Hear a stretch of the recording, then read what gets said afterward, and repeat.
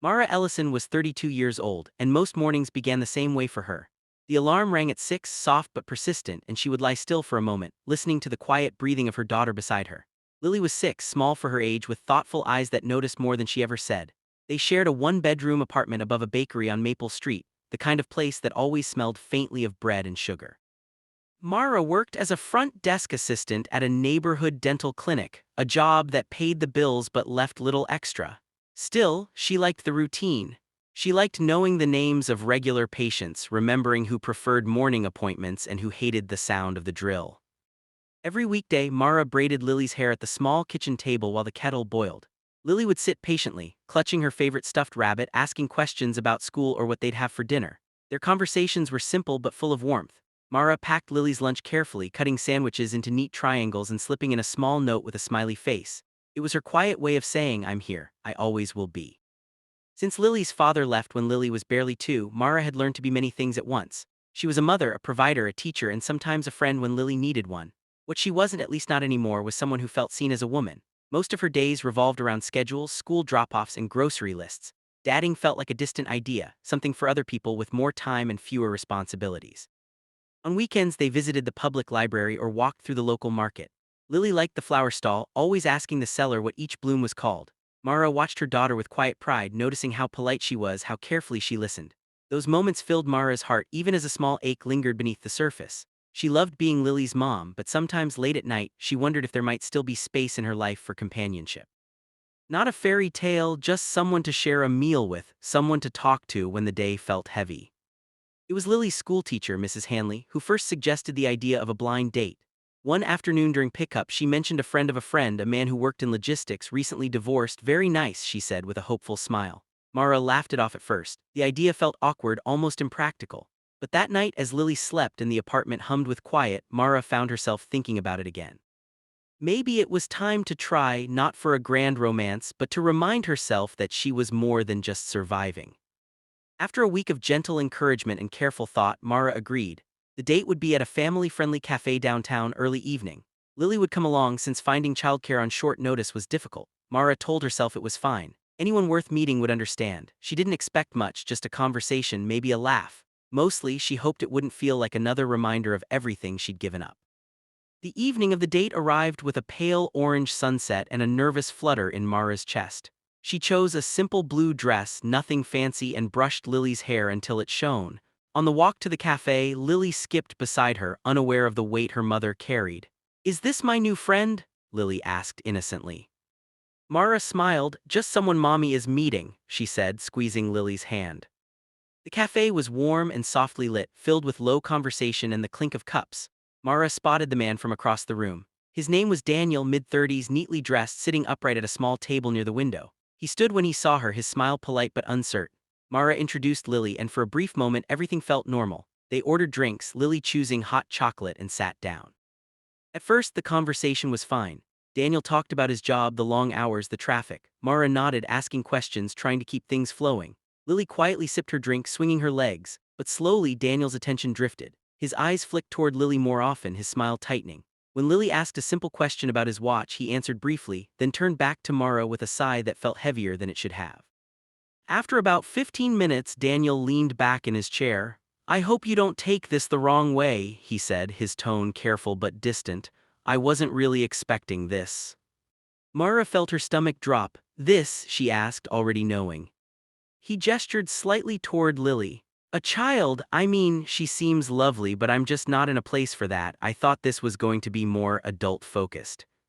The words weren't cruel, but they landed hard. Mara's cheeks warmed, embarrassment mixing with a familiar ache. "I understand," she said quietly. "I probably should have been clearer." Daniel nodded, relief obvious. "Yeah, I think it's best we end this here." He stood, offered a quick apology, and left some money on the table before walking out. For a moment, Mara sat frozen, the noise of the cafe fading into a dull hum. Lily looked up at her, eyes wide. "Did I do something wrong?" she asked softly. Mara forced a smile, reaching for her daughter's hand. "No, sweetheart, not at all." But inside, something cracked. It wasn't just the rejection. It was the reminder that her life, the one centered around Lily, often came with invisible barriers. She felt exposed, as if everyone could see her failure to fit into a world that expected simplicity. She considered leaving immediately, but Lily was still holding her cup, looking around curiously, so they stayed, finishing their drinks in silence. Mara stared at the table, replaying the moment over and over. She wasn't angry at Daniel, not really. She was tired of explaining, of justifying her reality, of feeling like an inconvenience. As minutes passed, the weight of the evening pressed down on her. She wondered if this was just how things would be from now on. Maybe dadding wasn't meant for someone like her. Maybe her role was set and wanting more was asking too much. Mara took a deep breath and focused on Lily, reminding herself of what mattered most. She brushed off the moment with gentle words, telling Lily they'd get ice cream on the way home. Lily smiled, reassured, and began chatting about school again. Mara listened, nodding, letting her daughter's voice anchor her. Still, as they sat there, Mara tried to gather herself. She straightened her posture, lifted her chin, and reminded herself that rejection didn't define her worth. She'd faced harder things. Single motherhood wasn't something she fell into accidentally, it was a responsibility she carried with intention and love that had to count for something. She checked her phone, considering texting Mrs. Hanley to cancel any future setups. The idea of another awkward evening felt exhausting. Maybe she'd focus on other parts of life instead, save a little money, take Lily on a short trip someday, find joy in small routines. She didn't need romance to feel whole, she told herself, even if part of her still wished for it. Lily finished her drink and leaned against her arm. "Mommy, you look tired," she said, her voice gentle. Mara smiled again, this time more sincerely. "Just a long day," she replied. Around them, the cafe buzzed with life. A group of friends laughed at a nearby table. A couple shared a quiet conversation over dessert. Mara watched them without envy, just observation. Everyone carried their own story, she knew. No one's life was as simple as it appeared from the outside. She paid the bill and gathered their things, preparing to leave. As she stood, adjusting Lily's jacket, she felt a presence nearby. Someone paused beside their table, hesitating slightly as if unsure whether to speak. Mara looked up, expecting a server. Instead, she saw a man about her age, tall, with a calm expression and kind eyes. He held a child's jacket over his arm and nodded politely. "I hope I'm not intruding," he said. "I couldn't help noticing you earlier." Mara stiffened instinctively, unsure what to expect. "Oh," she said cautiously. He smiled gently, glancing at Lily. "My name's Aaron, my son, over there." He pointed to a boy sitting at a nearby table, absorbed in drawing. "I just wanted to say you handled that situation with a lot of grace." Mara blinked, surprised. She hadn't realized anyone noticed. "Thank you," she said, unsure what else to say. Aaron shifted his weight, clearly debating his next words. "If it's okay, can I join you for a few minutes? No expectations, just company." Mara hesitated. Part of her wanted to decline, retreat into the safety of her routine. Another part, quieter but persistent, told her it was okay to say yes. Lily looked between them, curious but relaxed. "All right," Mara said finally, "for a bit." Aaron pulled out a chair and sat, his presence easy, unassuming. He introduced his son Noah, 8 years old, shy but friendly. The children exchanged small smiles, and within minutes Noah had moved his drawing closer to show Lily. As the kids talked, Mara felt the tension in her shoulders ease. Aaron didn't rush the conversation or steer it anywhere specific. He talked about his work as a city maintenance supervisor, about learning to cook simple meals after his wife passed away 3 years earlier. There was sadness in his story, but also resilience. He listened when Mara spoke, really listened, without glancing away or checking the time. For the first time that evening, Mara felt present rather than defensive. The turning point didn't come with a grand gesture or dramatic words. It came quietly, in the way Aaron asked Lily about her favorite subject at school, in the way he nodded thoughtfully at her answers. It came in the way he spoke of his son with patience and respect, not as a burden but as a partner in life. Mara noticed how natural it felt to talk to him. There was no pressure, no need to explain or apologize for her circumstances. When she mentioned being a single mother, Aaron simply said, "That's not easy, you're doing a good job," as if it were an obvious truth. Those words settled into Mara's chest, warm and steady. She hadn't realized how rarely she heard them. Time passed without her noticing. The cafe grew quieter as the evening wore on. The children sat together, coloring and whispering. At one point, Lily laughed, a clear, bright sound that made Mara's eyes sting slightly. Aaron looked at her and smiled. She has a great laugh, he said. So does your son, Mara replied. There was a shared understanding in that moment, a recognition of parallel paths.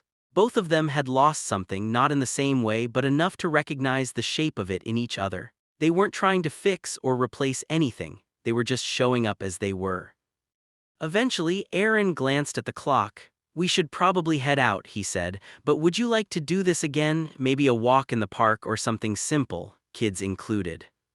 Mara didn't answer right away. She looked at Lily, who was smiling, then back at Aaron. She felt no rush, no fear, just a quiet openness. I'd like that, she said.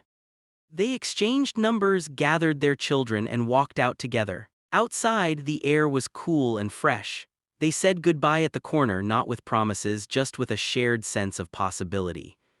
As Mara and Lily walked home, Lily skipped again, humming softly. Mommy, she said, he was nice. Mara nodded. Yes, she said, he was. That night, as Lily slept, Mara lay awake for a while, not replaying rejection this time, but remembering kindness. She realized that the evening hadn't ended the way she expected, but maybe it ended the way it needed to.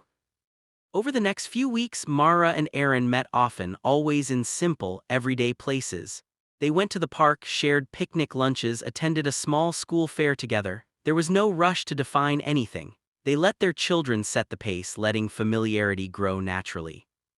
Mara noticed changes in herself. She laughed more easily, slept more soundly. She still worked the same job, still lived in the same apartment, but something had shifted. She no longer felt like her life was something to apologize for. Aaron never made her feel that way. He respected her time, her boundaries, her priorities. They talked openly about challenges, late nights, sick days, the fear of getting attached. There were moments of uncertainty, but they faced them honestly. Mara appreciated that. It felt real, grounded. One evening, months later, they sat on a park bench watching Lily and Noah chase each other across the grass. The sun dipped low, casting long shadows. Aaron reached over, not dramatically, just enough for his hand to rest near hers. She didn't pull away. I'm glad I asked to join you that night, he said quietly. Mara smiled. Me too.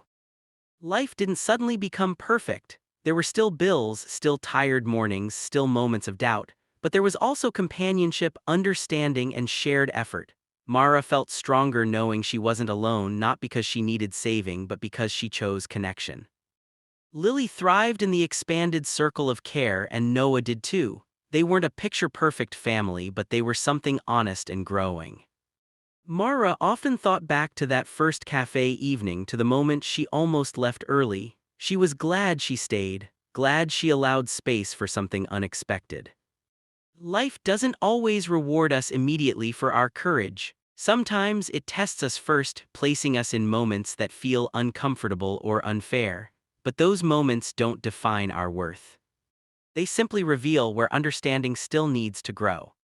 The story of Mara and Aaron reminds us that kindness doesn't need to be loud to be powerful. A simple question asked with sincerity can change the direction of a day or even a life. When we choose to see people fully, without reducing them to circumstances, we create room for genuine connection. Everyone carries a story shaped by loss, responsibility, and hope. When we meet each other with patience and openness, we allow those stories to continue in meaningful ways. Sometimes, the right moment arrives not when everything is planned, but when we are brave enough to stay present and let it unfold.